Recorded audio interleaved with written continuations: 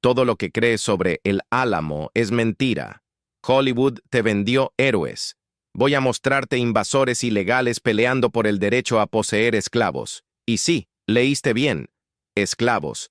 Porque esa es la verdad que ninguna película de John Wayne te va a contar jamás. 13 días. Eso es lo que duraron. 182 hombres contra aproximadamente 1,800 soldados mexicanos. Las películas te hacen creer que fue una batalla épica por la libertad. Documentos de la época revelan que fue un desastre táctico protagonizado por colonos estadounidenses que habían violado sistemáticamente las leyes de inmigración mexicanas durante años. Pero vamos por partes, porque esta historia es mucho más retorcida de lo que imaginas. Primero necesitas entender qué demonios hacían estadounidenses en territorio mexicano. En 1821, México acababa de independizarse de España. Era un país nuevo, enorme, tratando de controlar territorios que ni siquiera había podido visitar completamente. Texas era una provincia remota, despoblada, vulnerable. Entonces, México cometió lo que históricamente fue un error catastrófico. Invitó a colonos estadounidenses a establecerse allí. La idea parecía brillante en papel. Traer gente que desarrollara la tierra, pagara impuestos, se convirtiera en ciudadanos mexicanos leales. Les dieron tierras prácticamente gratis.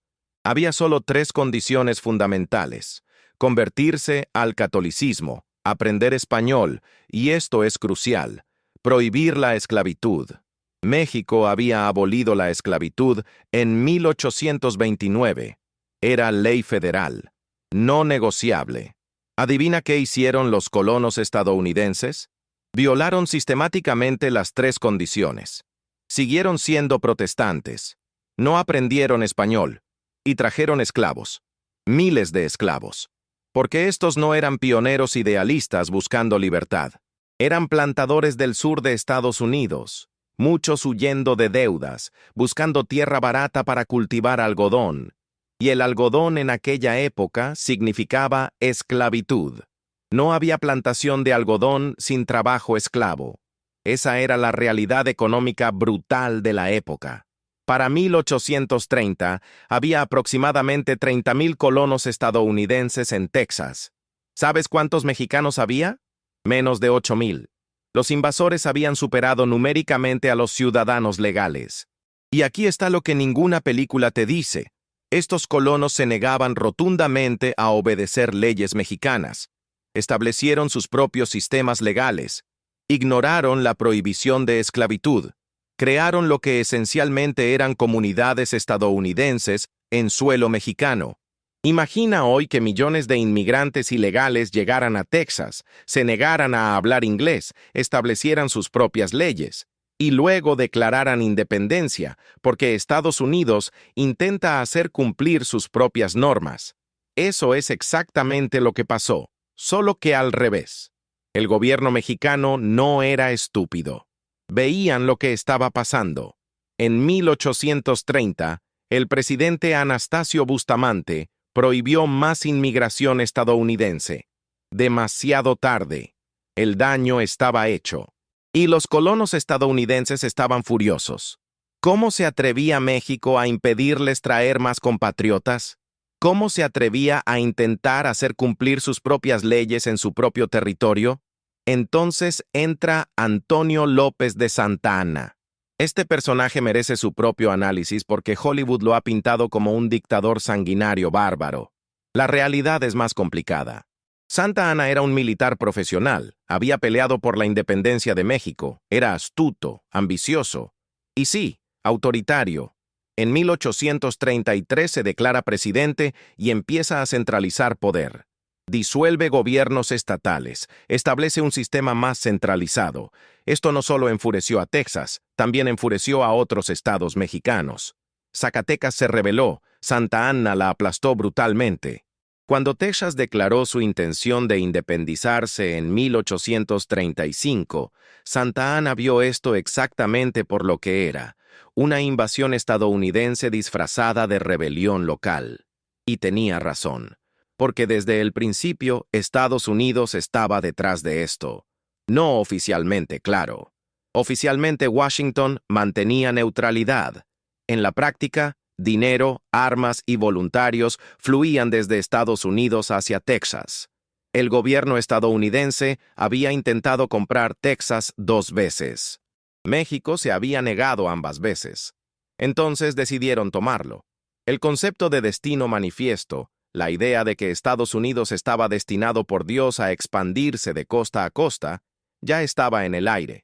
Texas era el primer paso. Luego vendría California, Nuevo México, Arizona. Pero primero necesitaban crear el mito fundacional. Necesitaban héroes, necesitaban mártires, necesitaban el Álamo. Febrero de 1836. Santa Anna marcha hacia el norte con un ejército para aplastar la rebelión. Su estrategia era simple y desde un punto de vista táctico, correcta.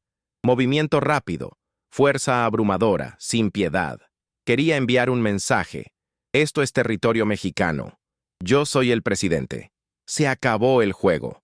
Las condiciones eran brutales. Marcharon a través de desierto en pleno invierno. Soldados murieron de frío.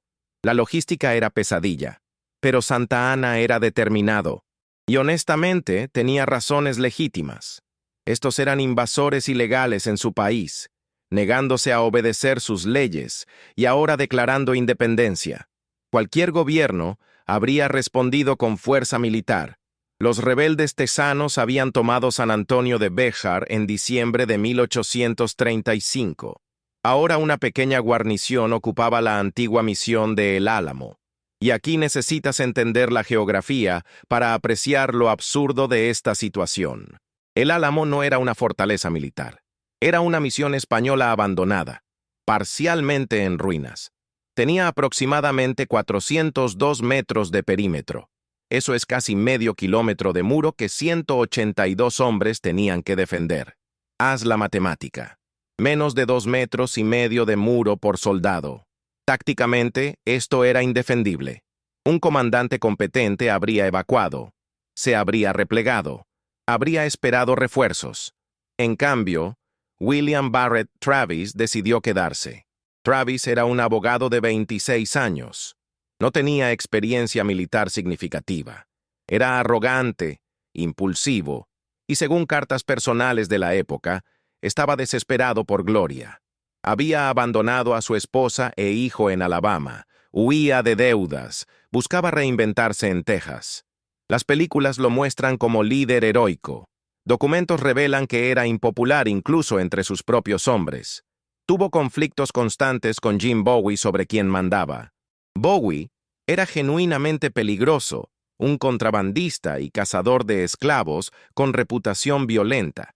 Cayó enfermo durante el sitio, probablemente tifus o tuberculosis. David Crockett, el legendario Davy Crockett de los filmes, tenía 49 años. Era excongresista que había perdido su última elección en Tennessee. Llegó a Texas buscando nuevo comienzo político. No era el joven héroe fronterizo que Hollywood vende. Era un político fracasado en su última carta. Cuando Santa Anna llegó a San Antonio el 23 de febrero, lo primero que hizo fue izar una bandera roja sobre la iglesia del pueblo. En protocolo militar de la época, esto significaba una cosa: no habrá cuartel. Ríndanse ahora o mueran todos. Esta era práctica militar estándar del siglo XVIII para rebeliones. No era bárbaro según los estándares de la época, era doctrina aceptada. Les estaba dando oportunidad de rendirse. Travis respondió con un cañonazo. Tácticamente, esto fue estupidez. Tenía 182 hombres, escasas provisiones, muros imposibles de defender adecuadamente y ningún refuerzo confirmado en camino. Estratégicamente, tenía 3 opciones: rendirse y negociar términos, intentar escape nocturno o quedarse y morir. Eligió la peor. Y aquí está lo que las películas nunca mencionan. Varios hombres intentaron desertar. Uno lo logró. Travis amenazó con disparar a cualquier otro que lo intentara. Los mantuvo allí a punta de pistola tanto como Santa Anna los mantenía sitiados desde afuera. El sitio duró 13 días. Santa Anna fue metódico. Movió artillería más cerca cada día. Bombardeó constantemente, no para romper muros, sino para evitar que los defensores durmieran. Guerra psicológica clásica. Esperó refuerzos hasta tener aproximadamente 1.800 hombres. Entonces, madrugada del 6 de marzo, lanzó asalto final desde 4 direcciones simultáneamente. Esto era doctrina militar europea estándar. Ataque coordinado multidireccional contra posición fortificada. Las películas muestran carga caótica de hordas mexicanas. La realidad fue operación militar planificada ejecutada por ejército regular entrenado. Los defensores de El Álamo lucharon duro, eso es innegable, pero estaban condenados desde el principio. El asalto duró aproximadamente 90 minutos. Todos los defensores murieron. Las películas muestran batallas de horas, últimos stands heroicos. Los que estuvieron allí reportaron que fue relativamente rápido una vez que los muros fueron sobrepasados. Y aquí viene la parte que Hollywood realmente odia contar. Davy Crockett probablemente no murió peleando heroicamente. Testimonio de un oficial mexicano, José Enrique de la Peña, reporta que Crockett y varios otros se rindieron. Fueron ejecutados por órdenes de Santa Anna. Durante 150 años, esto fue considerado propaganda mexicana. Luego, historiadores verificaron otros detalles del diario de la Peña. Todo lo demás que reportó fue comprobado exacto. Probablemente esto también lo fue. ¿Cambia esto algo? Hollywood dice que sí, que destruye el mito heroico. Pero piénsalo, ¿qué tiene de vergonzoso rendirse cuando estás rodeado por 10-1, sin comida, sin agua, sin esperanza?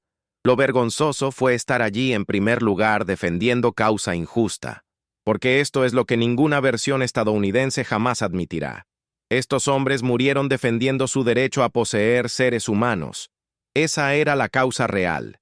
La independencia de Texas fue sobre esclavitud. Punto. Cuando Texas declaró independencia, su constitución no solo permitió esclavitud, la hizo permanente e imposible de abolir. Prohibió expresamente que personas negras libres vivieran en territorio texano. Esto está en los documentos fundacionales. No es interpretación, es texto literal. Los fundadores de Texas fueron más explícitos sobre proteger esclavitud que los fundadores de Estados Unidos. Y México lo sabía. Santa Anna sabía exactamente por qué estos estadounidenses querían independencia. No era libertad abstracta, era libertad específica de poseer esclavos. Las bajas mexicanas en El Álamo fueron entre 450 y 600 hombres. Números exactos varían según fuente. Pero ese es el detalle que las películas omiten. Santa Anna ganó, pero pagó precio brutal. Perdió aproximadamente un tercio de su fuerza atacante. Tácticamente, fue victoria pírrica, y esto tuvo consecuencias. Semanas después, en San Jacinto, el ejército mexicano estaba agotado, desmoralizado, reducido. Sam Houston los atacó durante siesta vespertina. En 18 minutos, destruyó el ejército mexicano y capturó a Santa Anna. Esa fue la batalla que realmente decidió la guerra. Pero nadie hace películas sobre San Jacinto porque no encaja en la narrativa heroica. Fue emboscada contra enemigo exhausto. No hay gloria cinematográfica en eso. Santa Anna, prisionero, firmó tratados reconociendo independencia texana, bajo coerción, mientras estaba cautivo. Legalmente, esos tratados no significaban nada. México nunca reconoció oficialmente independencia de Texas hasta que Estados Unidos la anexó en 1845. Esa anexión provocó guerra México-Estados Unidos de 1846 a 1848. México perdió la mitad de su territorio: California, Nevada, Utah, Arizona, Nuevo México, partes de Colorado, Wyoming, Kansas, Oklahoma, todo arrancado. El trauma de esa pérdida define política mexicana hasta hoy, y empezó con los colonos ilegales en Texas. Ahora hablemos de Hollywood. 1960. John Wayne dirige y protagoniza The Álamo. Wayne era conservador ultraderechista, anticomunista fanático, veía El Álamo como parábola de Guerra Fría. Hombres libres contra tiranía. Su película es propaganda pura. Los tejanos son heroicos, nobles, peleando por libertad. Los mexicanos son horda sin rostro, masa indistinguible de enemigos. Santa Anna aparece como dictador loco con uniforme ridículo. No hay mención de esclavitud. No hay contexto de inmigración ilegal. Es buenos contra malos, libertad contra tiranía, Estados Unidos contra enemigo extranjero. La película fue desastre financiero pero icono cultural. Consolidó el mito. Y ese mito sirve propósito político específico: justificar expansionismo estadounidense retroactivamente.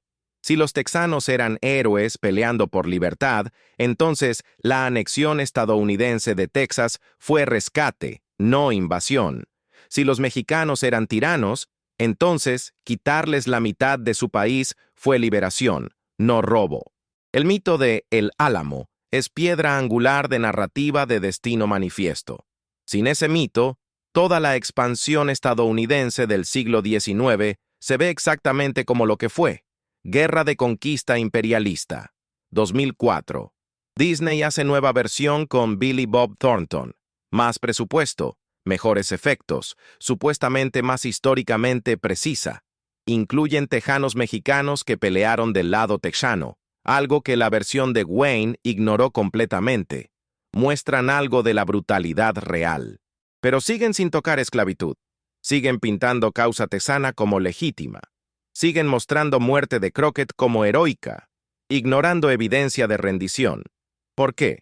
Porque esto es financiado por corporación estadounidense, haciendo película para audiencia estadounidense que no quiere escuchar que sus héroes folclóricos murieron defendiendo esclavitud. El racismo en estas representaciones es flagrante. Soldados mexicanos son mostrados como incompetentes, cobardes, crueles. Oficiales mexicanos como vengativos, sádicos. Santa Anna como megalómano. Ninguna película muestra que muchos soldados mexicanos eran indígenas reclutados forzosamente, marchando kilómetros en condiciones horribles, peleando guerra que muchos no entendían. Ninguna película menciona que oficiales mexicanos incluían hombres educados, profesionales, muchos entrenados en tácticas europeas. Ninguna película humaniza al enemigo.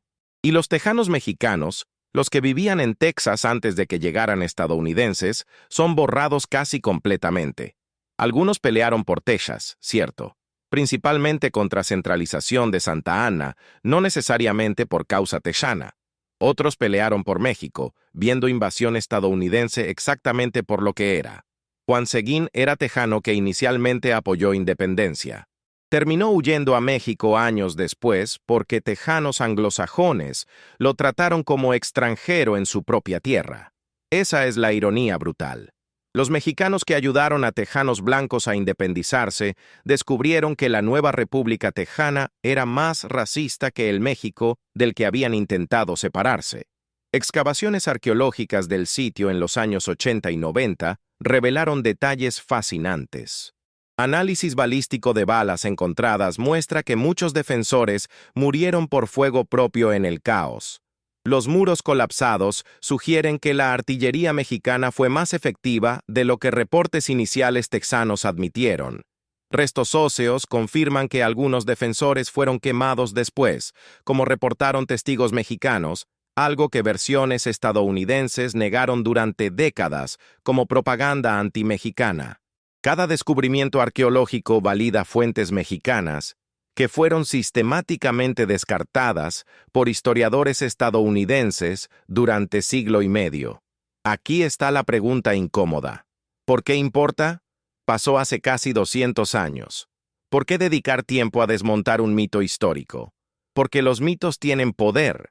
El mito de El Álamo justifica fronteras actuales, justifica actitudes hacia inmigración, justifica percepción de México como inferior.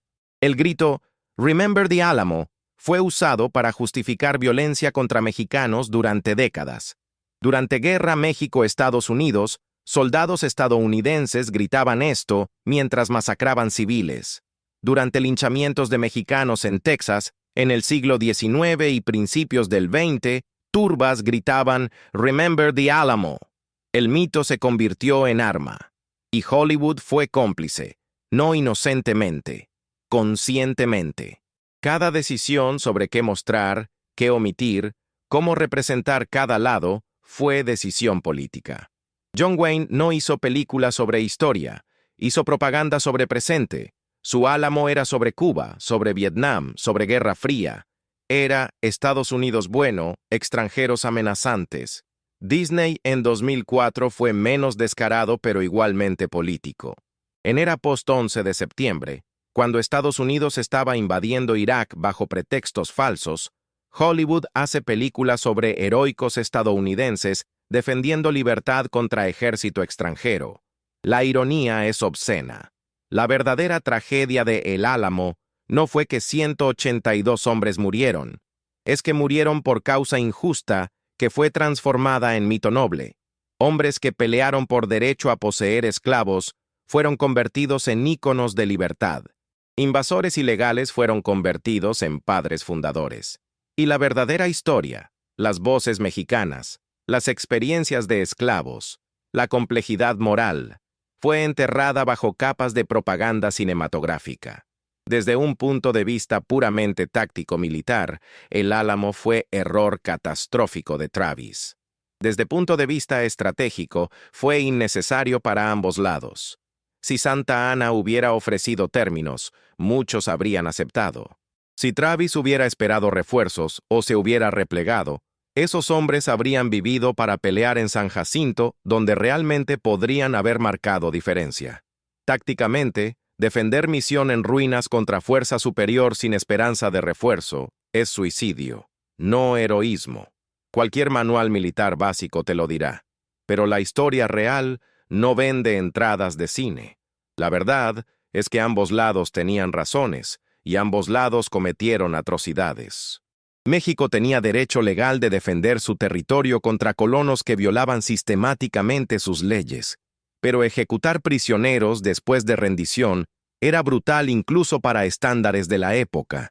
Tejanos tenían quejas legítimas sobre centralización autoritaria de Santa Anna, pero su solución fue independencia específicamente para proteger esclavitud, lo cual era moralmente indefendible. No hay héroes puros aquí, solo humanos complicados haciendo elecciones en contexto complejo. Y los esclavos. Siempre volvemos a los esclavos porque es el tema que Hollywood más desesperadamente evita. Había esclavos en El Álamo durante el sitio. Algunos pertenecían a Travis, otros a Bowie. Después de la batalla, varios esclavos fueron encontrados vivos, escondidos. ¿Sabes qué les pasó? Algunos fueron llevados como prisioneros. Santa Anna eventualmente los liberó. Un esclavo llamado Joe, propiedad de Travis, sobrevivió y fue llevado por texanos a dar testimonio sobre la batalla. Después lo vendieron.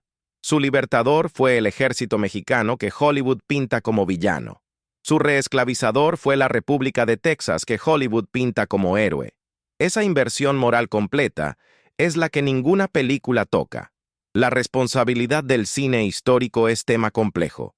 Nadie espera que Hollywood haga documentales académicos, pero hay diferencia entre simplificación dramática y propaganda activa, entre comprimir eventos para narrativa coherente y mentir sobre causa fundamental, entre crear personajes compuestos y borrar poblaciones enteras. The Álamo de John Wayne no fue simplemente inexacto, fue activamente deshonesto. Tomó evento moralmente complicado y lo convirtió en fábula moral simple. Eso no es licencia artística, es falsificación. Otras películas han hecho lo mismo. Braveheart convirtió guerra civil medieval compleja en cuento de libertad. 300 convirtió batalla persa-griega en fantasía fascista. Pearl Harbor convirtió desastre militar en romance. En cada caso, verdad histórica fue sacrificada por narrativa simplista que refuerza mitos nacionales o ideológicos. Y esto tiene consecuencias.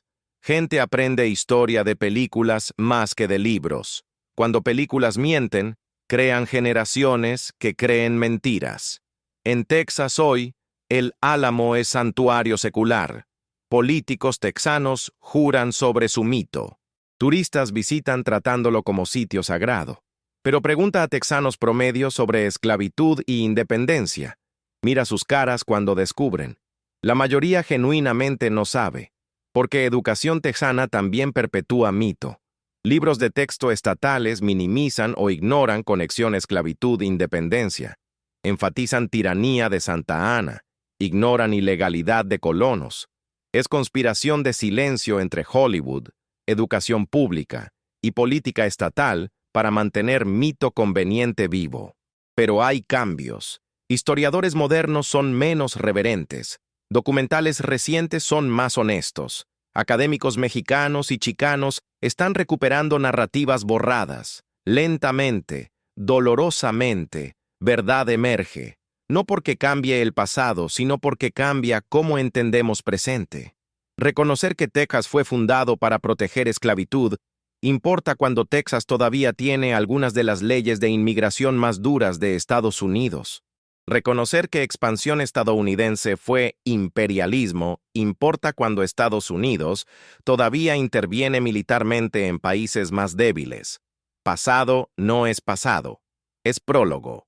Entonces, ¿qué aprendemos de todo esto? Primero, desconfía de tus héroes, especialmente los que son demasiado perfectos. Historia real es más complicada que cualquier película. Segundo, pregunta siempre quién cuenta la historia y por qué. Toda narrativa tiene agenda. Hollywood tiene agenda. Historiadores tienen agendas. Incluso este texto tiene agenda. Quiero que cuestiones narrativas oficiales. Tercero, humaniza a todos. Soldados mexicanos no eran hordas, eran hombres con familias. Defensores texanos no eran héroes puros, eran humanos complicados con motivaciones mixtas. Cuarto, contexto es todo. No puedes entender el Álamo sin entender esclavitud, sin entender inmigración, sin entender geopolítica de la época. Y finalmente, la lección más perturbadora: mitos son más poderosos que verdad. Durante 189 años, el mito de El Álamo ha sobrevivido evidencia contraria, investigación histórica, testimonios mexicanos, documentos primarios. ¿Por qué? Porque sirve propósito. Porque Texas necesita mito fundacional heroico. Porque Estados Unidos necesita justificar cómo obtuvo su territorio. Porque es más cómodo creer que tus ancestros fueron héroes que admitir que fueron invasores e imperialistas. La verdad es que Estados Unidos es nación construida sobre tierra robada con trabajo esclavo. Esa verdad es incómoda, dolorosa, difícil de reconciliar con identidad nacional de tierra de libertad. Entonces creamos mitos. El Álamo es uno, el destino manifiesto es otro. La idea de que expansión hacia el oeste fue progreso inevitable en lugar de genocidio activo. Estos mitos nos permiten dormir por la noche, pero tienen costo. El costo es honestidad. El costo es justicia para los que sufrieron. El costo es relación con México que está permanentemente envenenada por esta historia no resuelta. Entonces, la próxima vez que veas películas sobre el Álamo, pregúntate, ¿qué no me están mostrando? ¿Por qué estos mexicanos son sin rostro? ¿Por qué nadie menciona esclavitud? ¿A quién sirve esta narrativa? Y pregúntate algo más incómodo. ¿Cuántas otras historias que creo son igualmente falsificadas? ¿Cuántos otros héroes fueron realmente algo peor? ¿Cuánta de mi comprensión de historia viene de Hollywood en lugar de investigación real? La batalla de El Álamo duró 13 días. El mito ha durado casi 200 años. Documentos estaban allí todo el tiempo, en archivos mexicanos, en cartas personales, en reportes militares. La verdad estaba disponible. Elegimos ignorarla. Elegimos la mentira reconfortante sobre verdad incómoda. Y Hollywood estuvo feliz de vendernos esa mentira, una y otra vez, con mejores efectos especiales cada década, pero la misma deshonestidad fundamental. 182 hombres murieron en el Álamo. Aproximadamente 600 soldados mexicanos murieron tomándolo. Miles de esclavos vivieron y murieron bajo sistema que esa batalla ayudó a preservar. Tejanos mexicanos perdieron su tierra natal a invasores que luego los trataron como extranjeros. México perdió la mitad de su territorio en guerra que esto precipitó. Esas son las víctimas reales, no los mitos cinematográficos. Las personas reales que vivieron, sufrieron y murieron en eventos que Hollywood convirtió en entretenimiento. La próxima vez que alguien grite "Remember the Alamo", recuerda esto. Recuerda qué estaban realmente defendiendo. Recuerda quién estaba realmente invadiendo a quién. Recuerda las voces que fueron silenciadas. Recuerda que historia la escriben los ganadores, pero los perdedores también tienen historia. Y recuerda que cuestionarlo todo, incluso y especialmente tus propios mitos nacionales, no es falta de patriotismo, es honestidad intelectual. Es lo mínimo que debemos a los muertos, contar su historia real, no la versión hollywoodense, porque al final, la mentira más grande de Hollywood no fue sobre táctica militar o cronología de eventos. Fue hacer que creyéramos que invasores ilegales peleando por esclavitud eran héroes de libertad. Y la tragedia es que funcionó. Por casi 200 años, funcionó. Sigue funcionando para millones que nunca cuestionarán lo que John Wayne les vendió. Pero tú ahora sabes. La pregunta es, ¿qué vas a hacer con ese conocimiento? ¿Seguir repitiendo el mito cómodo? ¿O empezar a cuestionar cuántas otras verdades son igual de falsas? La historia real del Álamo no es edificante. No te hace sentir bien sobre nada. Es complicada, moralmente ambigua, y expone hipocresías fundamentales en narrativa fundacional estadounidense. Exactamente por eso necesitas conocerla. Porque verdad incómoda siempre es más valiosa que mentira reconfortante. Siempre. Y aquí está algo que raramente se discute. El impacto psicológico de esta mitología en las comunidades mexicanas y mexicoamericanas de Estados Unidos. Imagina crecer en Texas, en California, en Nuevo México, estados que fueron México, y cada año en la escuela te cuentan cómo los heroicos estadounidenses lucharon contra los malvados mexicanos. Imagina que tus ancestros son pintados como villanos en la historia de la tierra donde naciste. Esa violencia simbólica es real. Esa deshumanización sistemática tiene consecuencias que vemos hoy en actitudes hacia inmigración, en discriminación, en la forma como muchos estadounidenses ven a México como inferior. El Álamo se convirtió en símbolo de identidad texana hasta punto casi religioso. El lema "Don't mess with Texas" tiene raíces directas en esta mitología del resistir contra todas las probabilidades. Pero esa identidad está construida sobre fundación falsa. Y lo irónico es que muchos tejanos modernos, incluyendo millones de mexicoamericanos, han internalizado este mito. Han aceptado narrativa que originalmente los excluía, que pintaba a sus ancestros como enemigos. Es colonización mental perfecta. Hacer que los colonizados celebren su propia conquista. Compara esto con cómo España trata su pasado colonial, o cómo Alemania confronta el Holocausto. Hay países que han hecho esfuerzos, imperfectos pero reales, de confrontar verdades incómodas de su historia. Estados Unidos en gran medida no lo ha hecho con su expansión imperial del siglo XIX. El Álamo es perfecto ejemplo. En lugar de confrontación honesta, hay monumentos, películas, celebraciones. En lugar de reconciliación, hay refuerzo continuo del mito. Y esto conecta con debates actuales sobre enseñanza de historia en escuelas estadounidenses. Hay movimiento político activo para prohibir lo que llaman teoría crítica de raza en escuelas, que básicamente significa prohibir enseñar historia que haga que estudiantes blancos se sientan incómodos sobre acciones de sus ancestros. El Álamo encaja perfectamente en este debate. Enseñar verdad sobre el Álamo, sobre esclavitud como motivación central, sobre colonos como invasores ilegales, hace incómodos a muchos. Entonces, la solución propuesta no es confrontar esa incomodidad, sino prohibir enseñar la verdad. Es censura disfrazada de protección de patriotismo. Desde perspectiva española, esto debería resonar particularmente. España tiene su propia historia de mitificación colonial, su propia leyenda negra que pintó colonización española como únicamente brutal mientras ignoraba brutalidades similares de otras potencias europeas. Estados Unidos hizo operación inversa, creó leyenda blanca de su propia expansión pintándola como progreso y libertad mientras ignoraba violencia y robo fundamentales. Ambas son distorsiones. Ambas sirven propósitos políticos. Ambas necesitan ser confrontadas. La ironía final es que el legado de El Álamo contribuyó directamente a los problemas fronterizos modernos entre México y Estados Unidos. La animosidad, la desconfianza, el racismo institucionalizado, las actitudes que ven a mexicanos como invasores cuando ellos estaban allí primero, todo esto tiene raíces en esta historia no resuelta. 189 años después, seguimos viviendo consecuencias de aquellos 13 días en febrero de 1836.